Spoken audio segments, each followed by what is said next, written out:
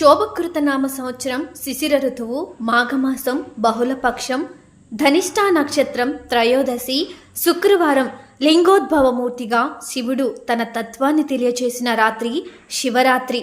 శివరాత్రి అంటే శివం శుభం జ్ఞానం కలిగించే రాత్రి. మహాశివరాత్రి నాడు భక్తుడు నిరాహారంగా శివుణ్ణి స్మరిస్తే చాలు ముక్తిని ప్రసాదిస్తాడని భక్తుల నమ్మకం. లింగోద్భవానికి సంబంధించి రకరకాల పురాణ గాథలు ప్రచారంలో ఉన్నాయి.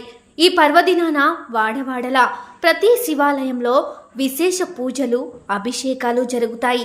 రకరకాల పూలు ఫలాలు విద్యుత్ దీపాలతో అలంకరిస్తారు. భస్మాభిషేకం పంచామృత అభిషేకం బిల్వపత్రం శ్వేత పుష్పాలతో విశేష పూజలు జరుగుతాయి. ఈ మహాశివరాత్రి సందర్భంగా శివాలయాల ముస్తాబుని వీక్షిద్దాం. మననాత్రాయతే ఇతి మంత్రః అంటే మననం చేస్తూ ఉండడం వల్ల రక్షించేది మంత్రమని అర్థం.